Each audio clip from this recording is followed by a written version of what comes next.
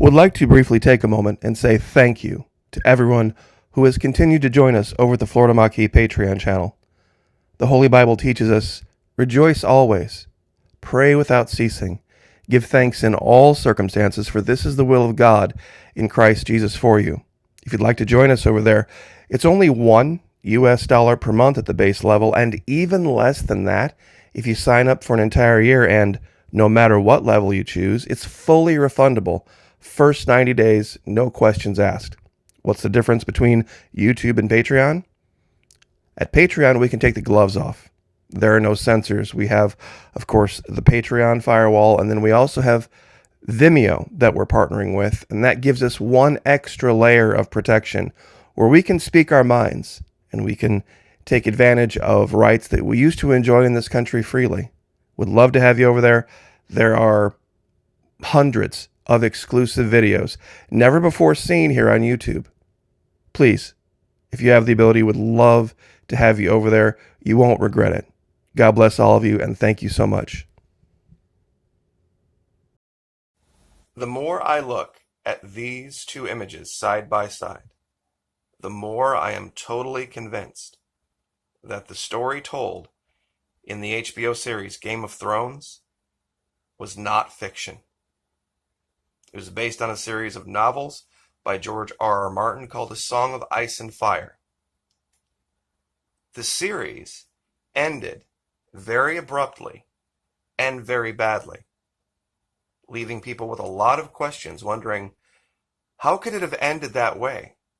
They did such a good job telling this incredible story. Why did they end it so badly? Well, personally, I believe they were lifting the story from lost history and making a series based on it. And then when the history ran out, so did their content. There are way too many similarities in these two images. Now, let me explain for those of you who don't know what you're looking at, what this is. On the right is a fictional map, allegedly, created of the two lands spoken of in the quote-unquote fictional series Game of Thrones, Westeros and Essos. On the left is an actual image from Google Earth Pro of where the tip of Argentina and Chile meets Antarctica. Now, in the map on the right, of course, we see this area here called the North. What would happen during a pole flip? See, instead of this being the South over here, this would be the North. But what do we see? See this area, this land right here?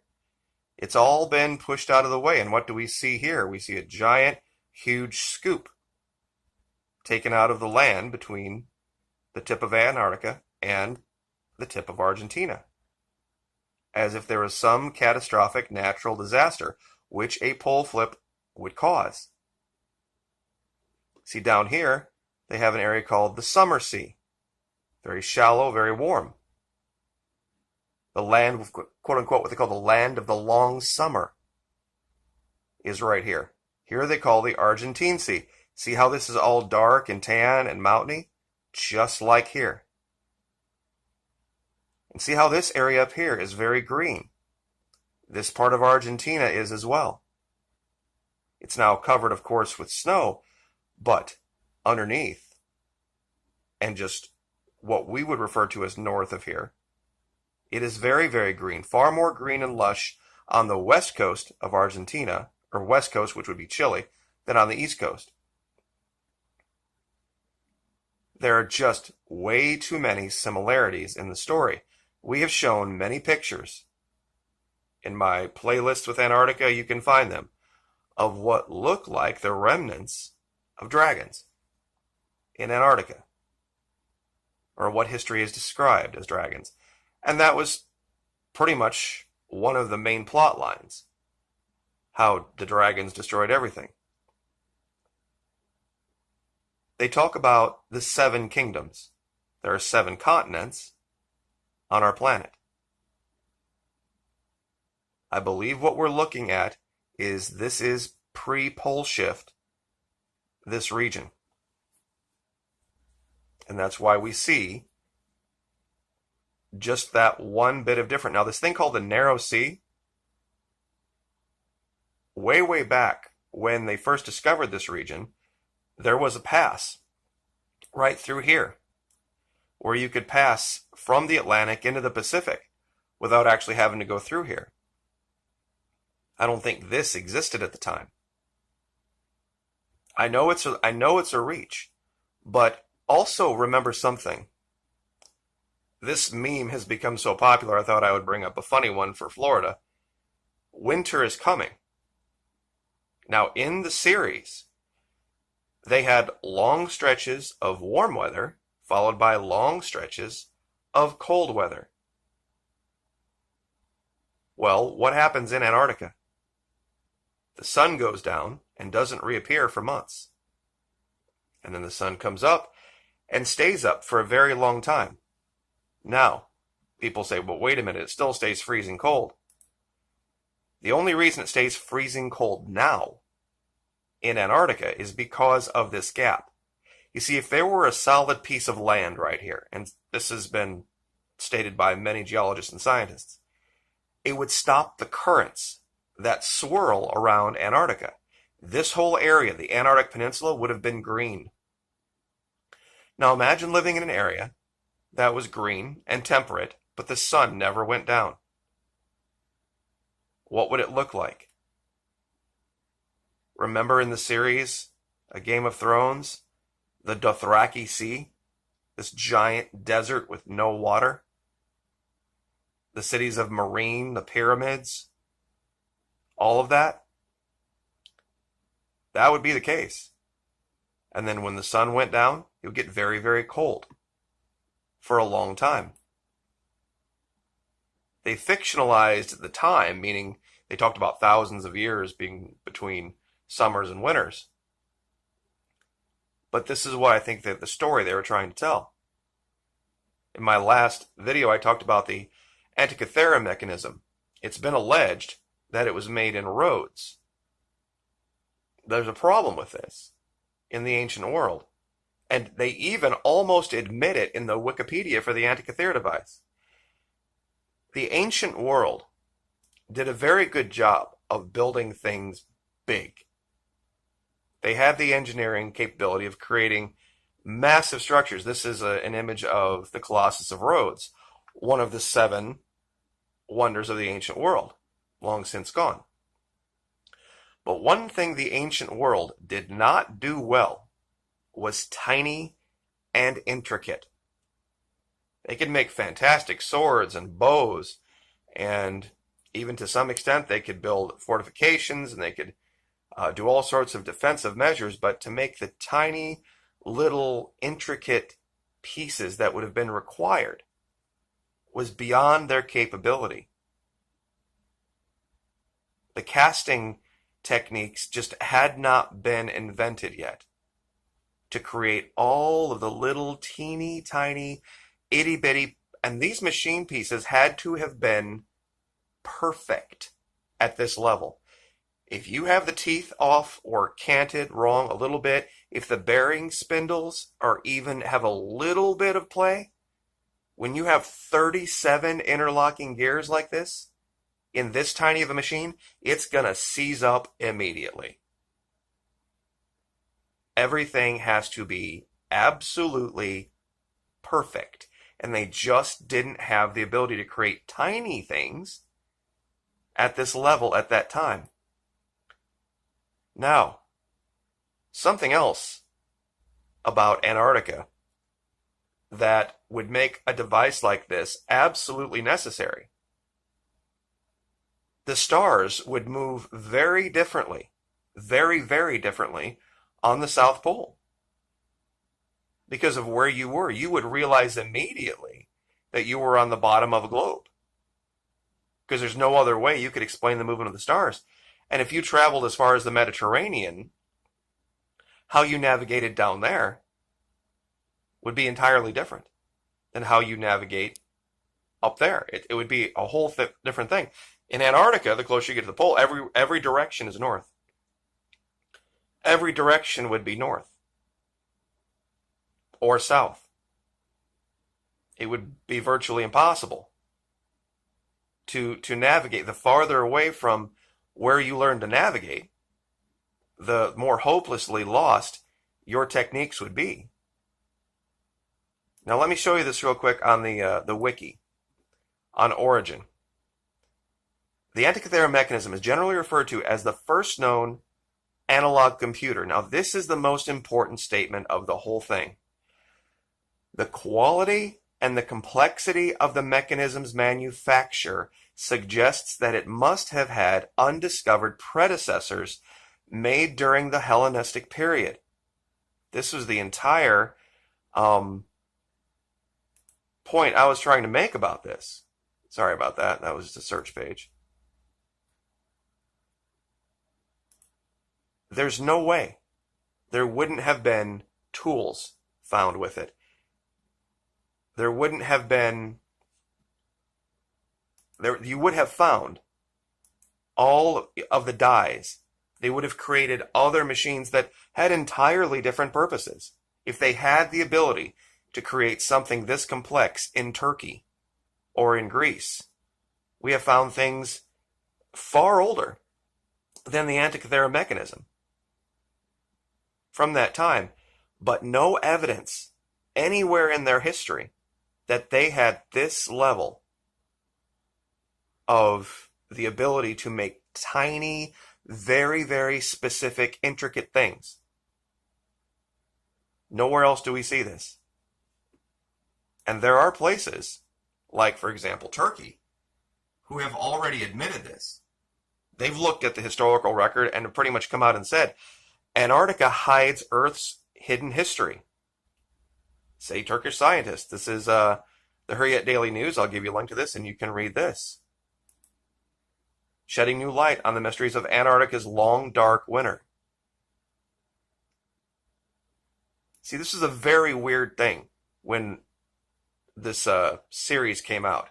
This idea of talking about a winter that lasts for decades. A summer that lasts for decades.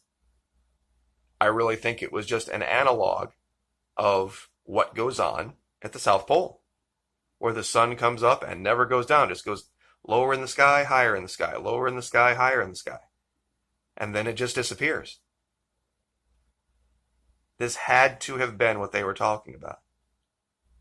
And when you add in everything, so many other things, the giants. We found evidence of giants in Antarctica. How many giant skulls have we found? 6, 7? Giants. Dragons. Visually, it's literally the same place. You have this wall up here that they talk about, where on the other side, there are these things that are just undead. And it really does make you wonder how it jives with other stories of the region. And how there are just pictures on maps that we've seen from the 15th and 16th century that put the tip of South America literally right on top of the Antarctic Peninsula. They don't describe some 300-mile gap. What we know to be the Sandwich Islands, this area over here just off the map a little bit. I should probably take a better picture that shows this. Could have been the remnants of Dorne, the Reach, the North, King's Landing, all this kind of stuff. All could have been washed away. One giant tidal flood, and that's exactly what it looks like down here. Visually, it looks like this. I mean, you've got the Falklands here, and here it shows the same level of islands. It shows how down here how it gets much greener up towards southern Brazil. Same thing here. When you go look at Google Earth Pro, and I would encourage people to go look at Google Earth Pro, look at this region, spin it around so it's at this angle, and put it up next to this map. It's not hard to find this.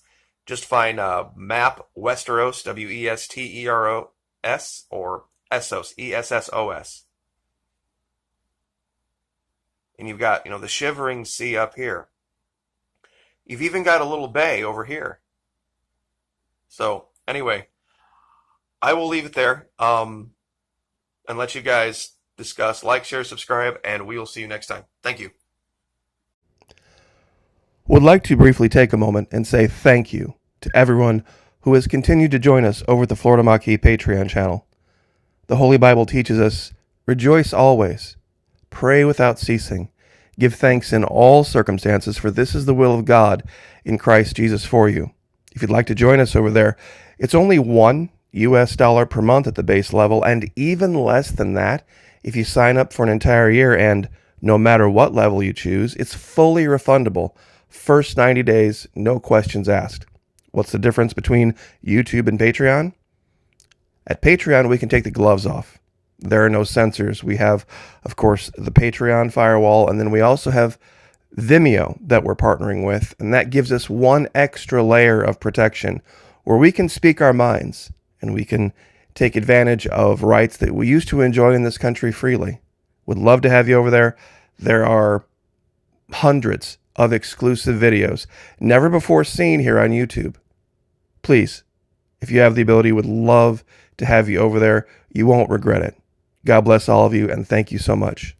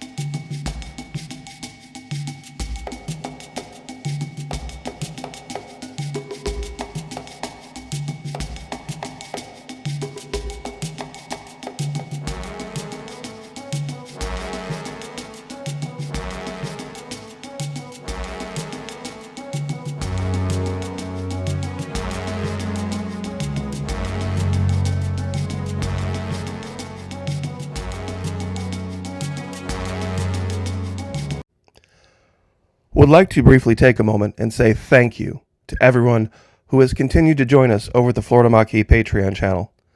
The Holy Bible teaches us, rejoice always, pray without ceasing, give thanks in all circumstances, for this is the will of God in Christ Jesus for you. If you'd like to join us over there, it's only $1 per month at the base level, and even less than that if you sign up for an entire year, and no matter what level you choose, it's fully refundable. First 90 days, no questions asked. What's the difference between YouTube and Patreon? At Patreon, we can take the gloves off. There are no censors. We have, of course, the Patreon firewall, and then we also have Vimeo that we're partnering with, and that gives us one extra layer of protection where we can speak our minds and we can take advantage of rights that we used to enjoy in this country freely. Would love to have you over there. There are hundreds of exclusive videos never before seen here on YouTube.